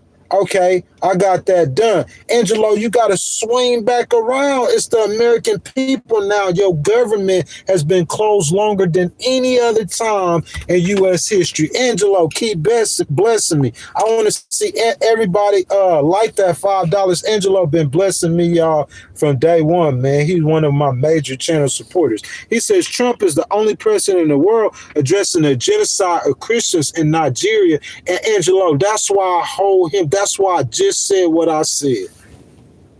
Because his character is not Christian, him personally. But President Trump has done more for the Christian people than I've seen any other president do in their whole term. He's did more in his first 10 months. So if he's not a Christian, I know he got Christians right there beside him. That's in his ear. Or that's got his number. Because he speaks to issues in protecting Christians. Angelo, I appreciate that, my brother, more than any other president. Just like the Jews. The Jews said that President Trump has been the biggest friend to Israel than any other president. The Muslims probably say that. I don't get it. I don't know how he do it. Abrahamic Accords. That's what he came up with. The Abrahamic religions. President Trump. He not a religious person. But he sure got Christians, Jews, the religious people love him. Think about that. President Trump not a religious person, but all the religious people are the ones who got the love for him. He fight for Christians. He's a smart dude. He fight for the Jews and he fight for the Muslims. And so all the Abrahamic religions love him. Christians, Jews, and Muslims. Because he fight for all the causes of the religion. Maybe he recognizes that God comes from the Abrahamic religions and he realizes that there's power of God within those three religions. He might not know which one, but I know he helped the Christians, Muslims, and the Jews. So that's why I would say, like, the Christian theme is to help the poor. President Trump should realize that. That's why I got on BB head when he's starving Palestinian women and children. You don't do that. Ain't no Christians do that. He ain't no Christian, he a Jew, but the scripture I got in the Bible where God said to feed your enemy. He said, if you see your enemy, I'm talking about the person you hate. We're not talking about feeding Americans it's your job to feed them. You put your hand on the Bible, you ran an election to win the election so you could help them. Unless you was trying to con them and just trying to get money like the Democrats saying. Angelo, he ran an election to help them. What I'm saying is God said to feed the ones that you trying to kill and want to kill you. God said to feed them. Listen to me. That's Old Testament. That's BB neighborhood. He said to feed them, Angelo. And he said that if what the scriptures say, that God wreak fires of coals on their head. But I'm saying BB trying to starve them Palestinian women and children. Nah, bro, that was ugly. And that's what I'm saying, President Trump, you don't need to starve your American women and children. That's ugly. He got to get down here, roll up his sleeves, and make some policies that's geared towards people who do not have the money Elon has. He's done a lot to help people who got money that Elon has, he says, to get the ball rolling in the economy. Well, the ball ain't rolling. The economy is moving slow. I'm saying, so in the meantime, while it catch up and move right, Angelo, he need to get down here and help the poor. That's all I'm saying, my boy Angelo. I'm not saying he hadn't done anything at all, but he needs to do a whole lot more than just say the word affordability at some rallies. You feel that? Angelo, no, it ain't no Trump hate. Angelo, the one that got me liking President Trump. Him and Brian C. and Chris and Colin. Colin ain't been here in a while. Colin and Brian C. and Angelo got me liking President Trump. He says the Democrats are the ones using the American people as leverage to negotiate. The Democrats don't care. They just care about making Trump look bad at all costs. Angelo, that's hard to say, though, because it's called Obamacare. Them same Democrats fought for it back then. It's called Obamacare. I'm saying, you saying the Republicans don't care. That's a different thing, Angelo, but it's called Obamacare. You look, Angelo, I got this. The Democrats don't care, Angelo. Angelo, the Democrats don't care. This is a blue state. I lost the insurance when I went to the red state, and the blue state gave it back. Blue state give you the insurance in a day. Health insurance up here in Connecticut. You get, if you qualify, they give it to you in the same day. Hold on a second. I'm trying to, for when I did have down in Texas, shout out Governor Abbott. I like Republicans too. When I was down there, I had that Blue Cross Blue Shield. Blue Cross Blue Shield, I got it from Obamacare. You say you talking about Obamacare, say the Democrats don't care. Democrats don't care. They the ones who passed this, Angelo. Nancy Pelosi, she the same ones that got this passed. Hakeem Jeffries was there. AOC was there. They got this passed, Angelo. AOC and them got this passed. Bernie Sanders and them got this passed. Just because Barack Obama gone and Joe Biden gone now, don't mean that the Democrats who got this passed, they fought for this too. Obama wasn't the only person fought for this. Nancy Pelosi fought for this too. AOC fought for this too. Bernie Sanders fought for this too. That's what I'm saying. They passed it the first time. So it's like he trying to take something they passed years ago. So saying that they don't care, Angelo, it's just hard to believe that. Because this ain't some issue they picked up from the Republicans. This is their issue. If they would have stayed on healthcare and stayed on the cost of living and stayed on, now the new healthcare is housing. They could replace, they could stay on healthcare, but for the 2026, if they need to use that housing argument like they did with healthcare with Obama. They could use housing as a big, and I guarantee you they'll cream cop the Republicans. Whoever's speaking to the problems, Angelo, what's going to make you vote? Ain't nobody going to break this stuff down for y'all like ghosts. I'm making y'all way better in y'all's argument. Angelo, what's going to make you vote? That's what the question is. Jeffrey Epstein isn't going to motivate you to vote. Whether you like President Trump, you'll stand here. If you don't like him, you'll stand here. But it's not going to make you vote, Angelo. What's going to make you vote? If something happens and your housing price triples, if you had rent and your rent go up triples, that'll make you vote. What's going to make you vote, Angelo? I'm saying if they pass a law that makes it easier for criminals to do it, that'll make you vote. You got to think always what's going to make me vote. President Trump being a bad person, that ain't going to make me vote.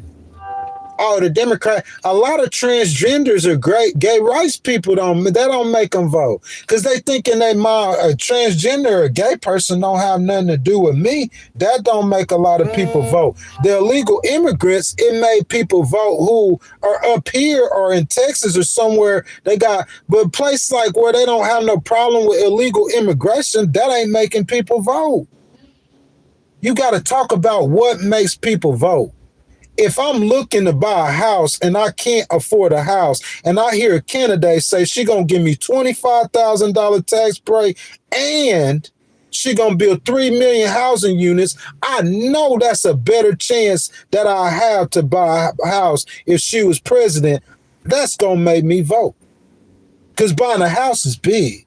Jeffrey Epstein I don't care nothing about. If President Trump is guilty of all of that stuff, how's it gonna change my life? It's just going to give me some talking points just because I got a live stream. If I didn't have a live stream, it'd give me talking points in Walmart. But what's it going to do that's different in my life if President Trump is convicted or not convicted, has anything to do with Epstein or not? That's not what's making people vote. Y'all want me to break? I told political science, you want me to break that? It's the study of politics and relations with people. The study of science of politics and I just paid attention in class. I had good teachers. What motivates the voter to vote? When you out there talking, there's different reasons why you would talk. President Trump is good at it. And he got lucky because inflation went up and they were so focused on putting him in jail or getting rid of him that they stopped talking to the voters. It's like they stopped running the race. They was focused on who they running against and stopped running the race. I'm saying the race is the people and the problems the people have. You got to tap into the people's problems if you want to win elections. And if you don't, I'm telling you what's going to happen. California redistricting, Democrats going to redistrict with you. You're not going to get no fair advantage, and they're going to come take 20 seats. So they're going to have a 15-seat majority, and they're going to be sitting there pencil whipping you to death. Tom Homan go to jail. They're going to be trying to get rid of. I'm trying to tell you, it's going to be utter chaos. Utter chaos. If the Republicans keep control, the only way that's going to happen is if he helped the poor. If he's not willing to help the poor, Angelo, take it to the bank. The Democrats going to take all them districts. Listen, the pendulum always swings. It's harder for the incumbent party to stay in power anyway. Even if you got a decent economy, even if people finding jobs, President Biden's economy wasn't that worse than President Trump's. It might have been better. And we still got to find out, but it wasn't that worse. Who could here going to say you were doing that bad with President Biden? The house is expensive under him. They still expensive. You say the cost of living was expensive under President Biden. It's still expensive. That's what I'm saying. It wasn't that much worse under President Biden than it is right now. But I'm saying President Trump made a promise. I'm going to lower the prices I'm going to help you. President Biden, the worst president, only giving $750 for FEMA. I'm going to help you. I'm going to help you.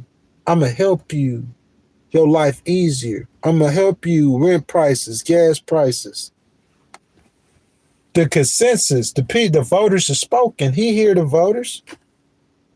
He went hard, Angelo, for Como and for got cream crop. They got to hear the voters, Angelo. Got to hear them. So, Angelo, this ain't no hate on President Trump. Just tell him to come help the people. That's all he got to do. He know how to do that, man. That man a business owner. He owned Trump Towers. I heard so much money President Trump has given to his employees over the years. I might do a live stream on it if he pick up the phone and call Hakeem. For real. He didn't give so many money to different employees that work for the Trump organization over the years. He knows how to help the poor. He knows about the poor. He's not that much out of touch. Sure, he's a billionaire. Ain't nobody coming through the White House probably less than a millionaire. He not talking to no poor people, but he knows about their plight. He knows how to help them. Angelo, call your boys and tell them to tell Big President T he got to help the poor. That's the next thing he need to do. Write an executive order or issue some kind of policy that's generated towards people who make less than 50,000 a year. You want to be great, Angelo? That's how he be great. Y'all, I've been streaming for about an hour and 50 minutes, y'all. This is our last outdoor outstream. After this outstream is all inside. Actually, next Tuesday, I will be live. I'm doing a live stream from inside the car, but I'm going to just be smashing, and I'm going to be, it's called Riding with Ghosts. It's the first time I ever did it. I'm going to just be smashing and kicking it with y'all. And then a week after that, we doing an inside live stream, but what's really important is the week of November 23rd through the 27th or 28th. That's all indoor live streams. I think we're going to choose the Marriott or something. I'm not sure about that. But on the 14th, Friday the 14th, We the People number 10. Friday the 14th, next Friday, is the official end of the We the People tour. That's the last. This is the last of the We the People tour live stream. Guys, y'all give me just a second. Y'all know how I get down. I'm going to come back in the tour. Thank you, Angelo, for all the donations today, man. You gave $15. Big shout out. Anybody who want to become a channel member or gift a channel member, you guys could do that right now. This is the opportunity to do that, guys. I'm going to give me about 5 minutes, guys. When I come back, we're going to end the stream. I thank y'all for the love, support. Angelo, my dog, you know I love you.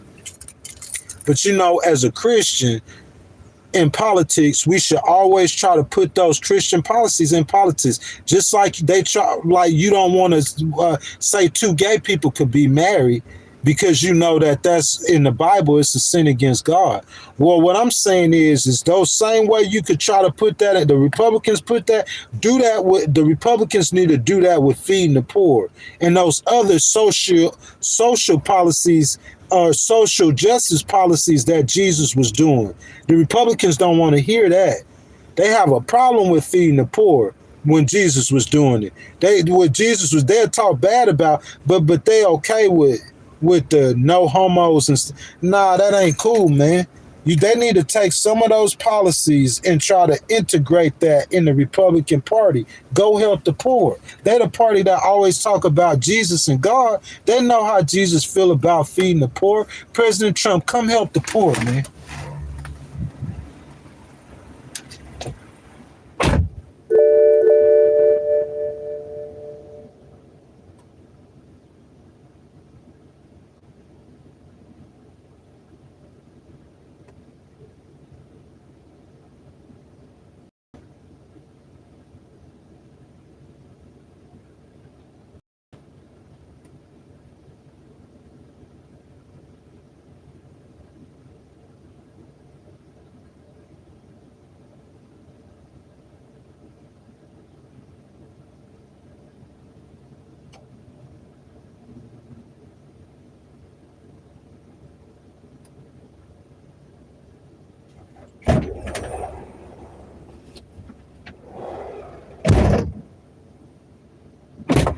Guys, I'm going to say this before I go. One more political thing. Angelo, I started saying that you need to do town halls. President Trump need to go out, connect with the people. Well, Bernie Sanders and AOC, they started fighting oligarchy.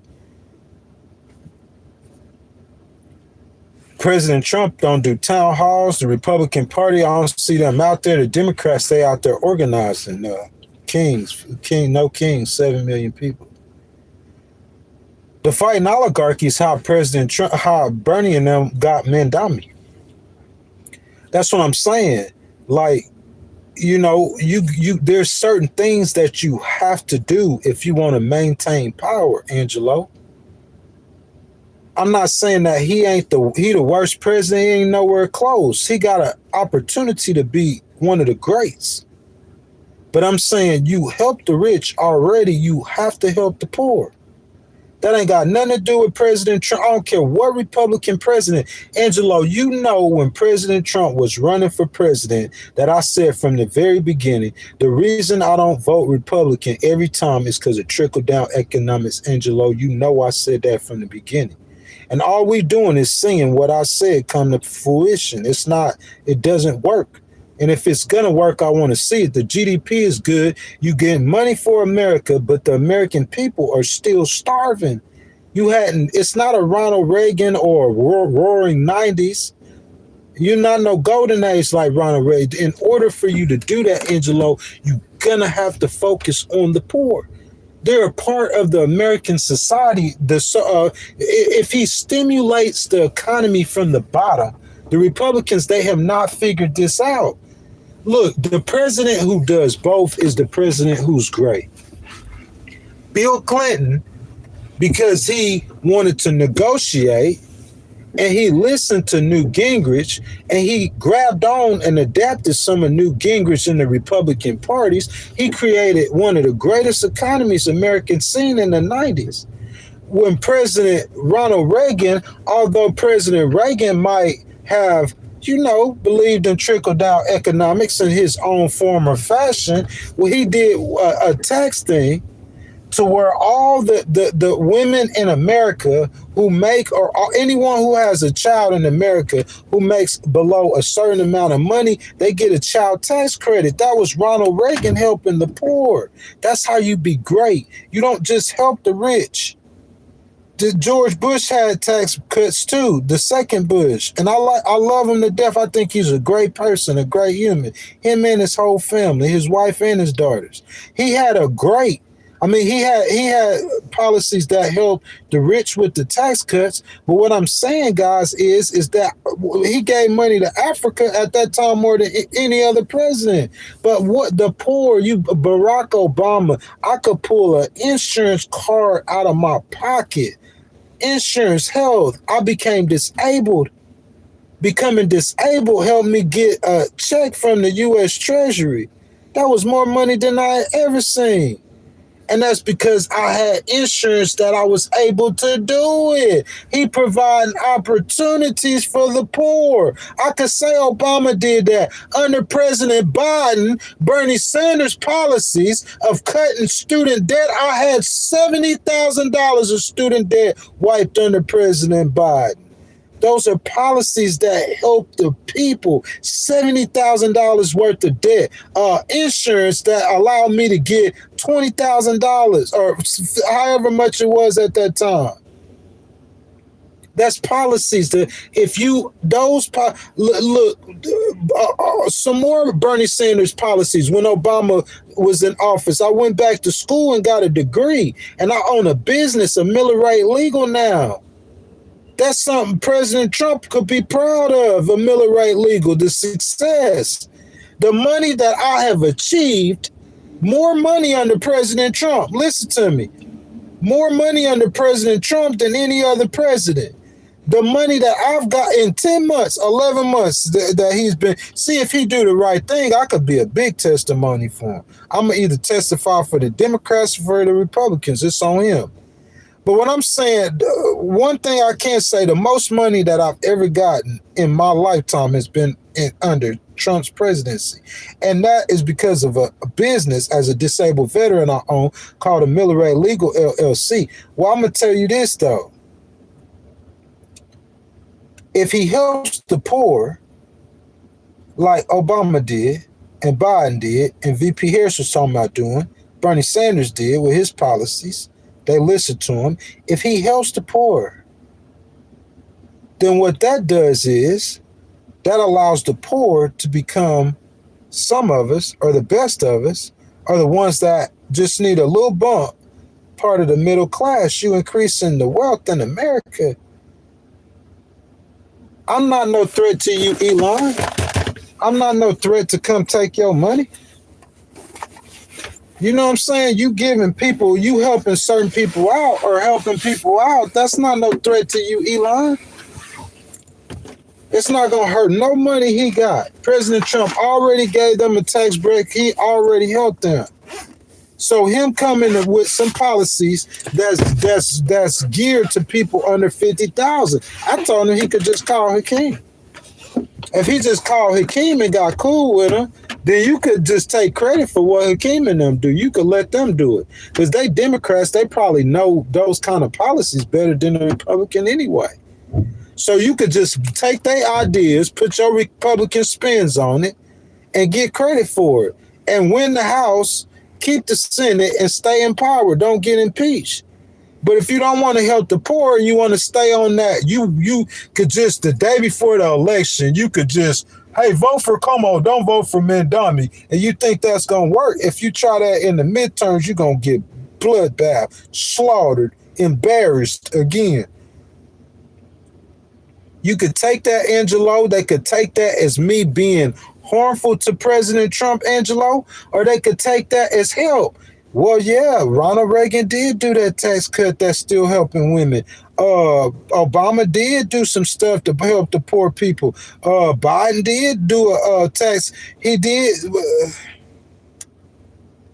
So, man, maybe if I did throw this bone out there to the poor people, maybe it will help me. You listen to Ghost 10 other times and you won every time. Listen to Ghost on a situation with the terror stock market, hit the roof, it's still running. Oh, all you got to do is announce deals, positivities and deals. No pain, positivities and deal. No pain, positivities and deal. I can't get them to say nothing about no economic pain no more. And the stock market been on the roof ever since. Oh, it's time to call BB. I'm saying he didn't listen to the Iran, when the Iran stuff, he went, that's the only thing a situation that I called publicly that I seen him go against in the Iran situation. That's the only situation that I seen him go against. But he was successful in that. This ain't a situation you could be successful in. Because you can't just bomb the Democrats. That's what President Trump wants to do, Angelo. He just wants to bomb the Democrats. Listen to me.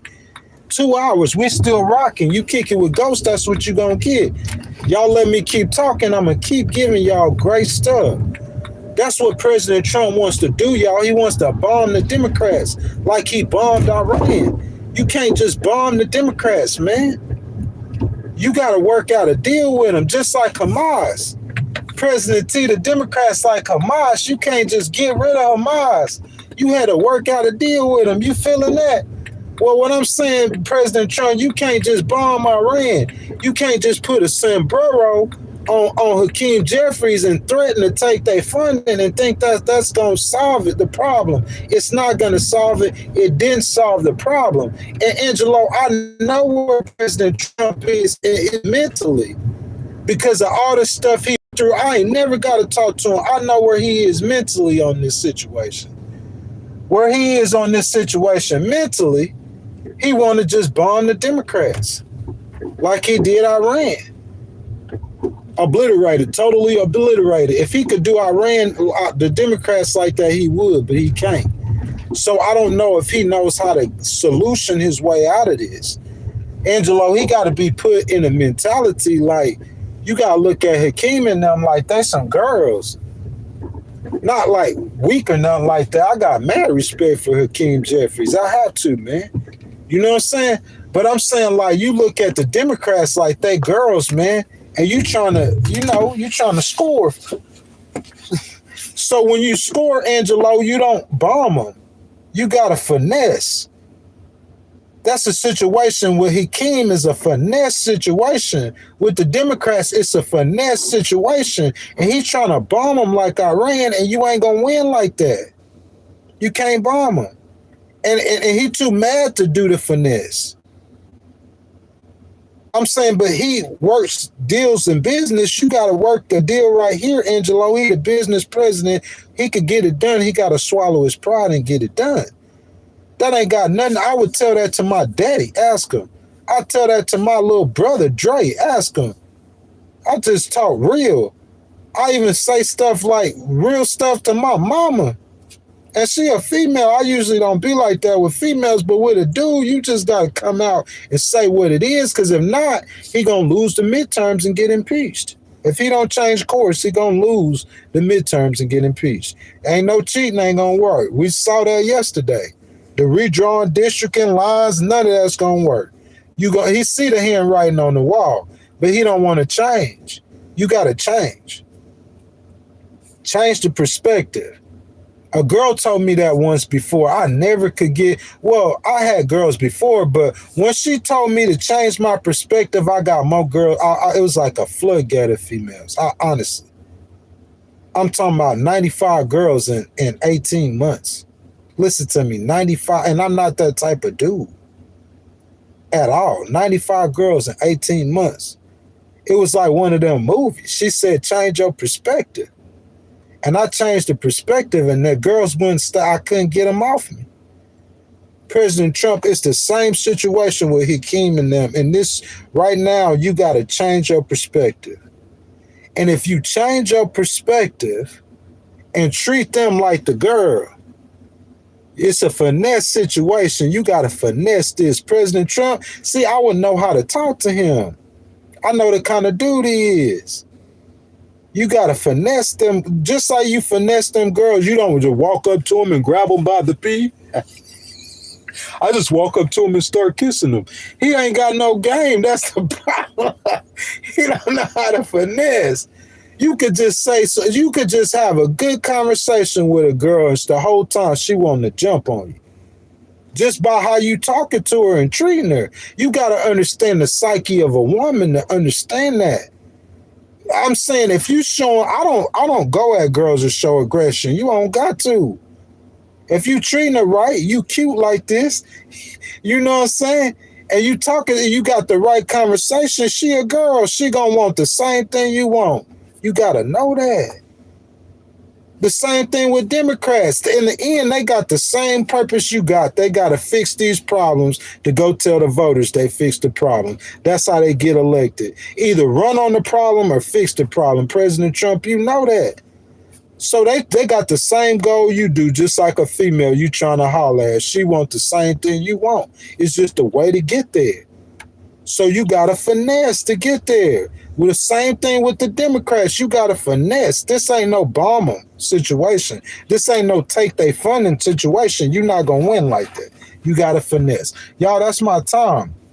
One thing you don't have to finesse with is God. Angelo, we don't have to finesse with God.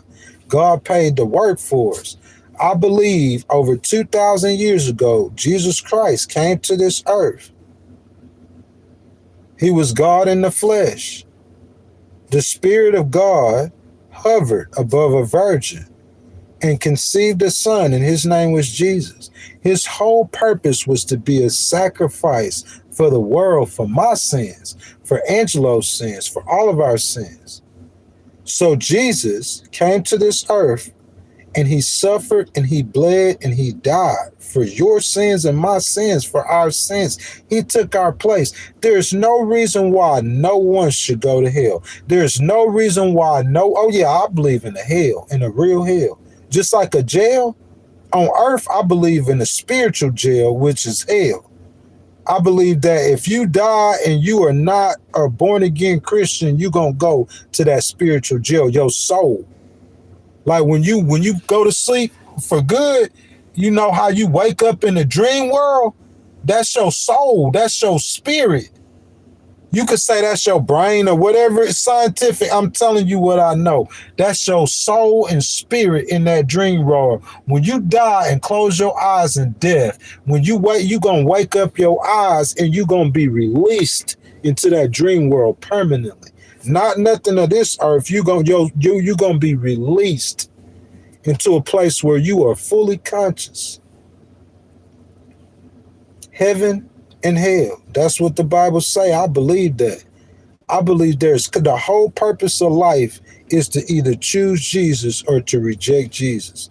Jesus suffered, he bled, and he died for you. So you can choose to accept that suffering as payment for your sins and be a born-again Christian, or you can reject it. I think anyone who dies without Jesus is not going to go to heaven. And anyone who dies with Jesus will go to heaven. There is nothing about me or no other human that is deserving of heaven. Every human is deserving of hell. The Bible says that all have sinned and come short of the glory of God. The Bible also says that all of our goodness or righteousness as filthy rags with God. There is no good that you could do within yourself that is worthy of heaven. All of the good within me that is worthy of heaven is on the blood of Jesus Christ. That's what I believe in, is the blood of Jesus. It's what's washed away my sins. It what got rid of me being a liar. It what got rid of me sleeping with all those girls I told you about. It's what got rid of me selling drugs and doing drugs. It's what helped bring me on this side of the law instead of that side of the law. The blood of Jesus, man. That's what I believe is the cure to all the world's problems. When Jesus came to this earth to live, he showed us how to live as a human in the human flesh. Love one another. Feed your enemies. We just laugh at church. We laugh at Jesus. We looking for a way to live and a solution to our problems while we turn our back on God and on Jesus. And Jesus is the way, the only solution to our problems. His life was a demonstration for us to follow. And if we live like that, God said, what God says is going to happen. He said, even your enemies will be at peace with you. This is the way to live, but we don't want to live how Jesus lived and he taught. We got our own way. Even the Christians, even followers of Jesus, we got our own way. I can't say I'm no better than any other Christian, whether they in the church or not. I'm not here to condemn nobody. I'm not here to condemn a church, condemn nobody, how they living, no Christian or nothing. I'm here to tell you that Jesus loves you, man. I appreciate that, John Stewart. I appreciate that. Thank you, baby. I'm here to tell him, John, that Jesus loves you, man, and Jesus wants you to become a Christian. Jesus wants your soul to live eternally in heaven when you die. It don't matter who you are. If you guys are Christians, let me tell you something. Y'all know that God told Abraham he was going to make him what? What God told Abraham, right? Didn't he tell him that? He told him, make him a great nation. Isn't that what God said? The nations of the world will be multiplied from your seed. Ain't that what God told him? So Abraham, he waiting for a son. He waiting for God's promise. Him and Sarah, they waiting for God's promise. They waiting and they waiting and they waiting. Sarah, she told Abraham to go sleep with the handmaid, the slave woman. And they had Ishmael, who was half Jew and half black, just like the Muslims are half Jew and half some, or half and half. Yeah, Ishmael. And his brother, which were finally the promise came, his name was Isaac. You see what I'm saying? But my point is just about obeying and following God, being obedient to God, man. All the tribes that God told them, 12 tribes, them boys that God said, after you had Abraham and then you had Isaac and you had Jacob, Ishmael, I mean, not Ishmael, but Benjamin, the 12 tribes in which God built his nation after, none of those boys were like people like you see in the Bible. They were like A, B, and C Christians. You don't have to be A, B, and C. It's about a relationship, man. You do have to be obedient to God. You do have to live how Jesus lived. He know you're not going to be perfect. He just wants you to try. He going to meet you where you at. You don't need no preacher. All you need is Jesus and the blood of Jesus. That's all you need. We get in churches. We get so caught up in and none of that ain't not the world ain't about none of that. You got to understand God is not a man. Jesus is a man. He'll understand your plight. He just like us. But I'm saying God is a spirit. He is not no man. You got to understand that. There's times when you can be or you do get in the spirit. But you are a spirit too, but you are made of flesh. You're hard to understand. But I'm saying God is a spirit. To worship him, you can only come to God in the spirit. You can't come to him like a man. You got to come to him in the spirit. I understand this. I always come before the Lord like that. That's why I love nature. It's a spirit. You don't understand God. If you understood God like I did, I think you would love nature too. I believe the spirit that exists, it exists the most perfectly and pristine in the wilderness. That's why all in the Old Testament, I ain't trying to get off course. And they always went with what happened with Moses when he wanted to talk to God, where'd he go? I know what I'm talking about. You don't be reaching God in the crowd. Sometimes they do. Use the woman, she reached through the crowd and touched it. But I'm saying that's when Jesus was here. To reach God, I'm telling you. God is a spirit. To worship him, you worship in spirit and truth. You know what that means? Forget what all the people saying. You don't need no people to worship God. You don't need no people to go to God. You don't need no people to become a Christian. I had to learn that. Somebody taught me that. It's a valuable lesson. Thank you, brother. I love you for that. If I ever get a lot of money, I'm going to bless you for it. You ain't going to know where it came from. You just going to get that blessing. I put that on everything I love. Because that was a big lesson for me to learn in my life. You don't need people. You need Jesus. You got God. He going to give you all that. You see what I'm saying? The people come and go. God's going to give you that when the time comes. You need Jesus. That being said, anything bigger than me, God's bigger than me. Life is bigger than me. It's a lot of stuff bigger than me. I'm not nothing. Anything bigger than me, bro, I go to something that's bigger than all of it. God said there's no other gods besides him. There's more universes than just ours. A lot of people, when they talk about God, they talk about the universe. I get what they mean, but there's more universes than the Milky Way. God said he encompasses all of it. There's no other God besides him. There's no problem I could have that's bigger than this universe, yet along all of them.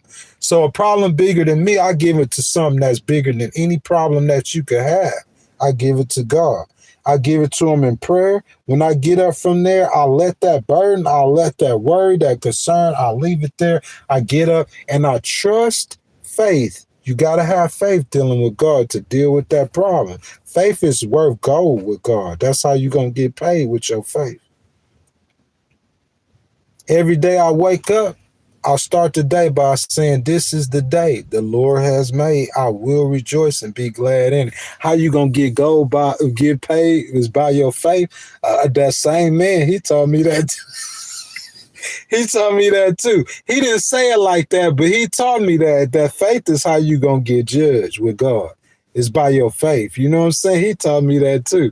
Y'all see why I'm a blessing. Y'all, that's my time, man. I'm out, man. I love every last one of y'all. I promise. Y'all, I'll be live again on Tuesday. Don't tell nobody. Right here, kicking it with Ghost Rider. We gonna go cruising. But next Friday, though, New York City, next Friday, okay, 8 a.m. Eastern time. That's the end of the tour. New York City vlog premiere, y'all. Y'all remember, God love you. Jesus love you. I love you. I appreciate y'all. Y'all blessed me a little bit today.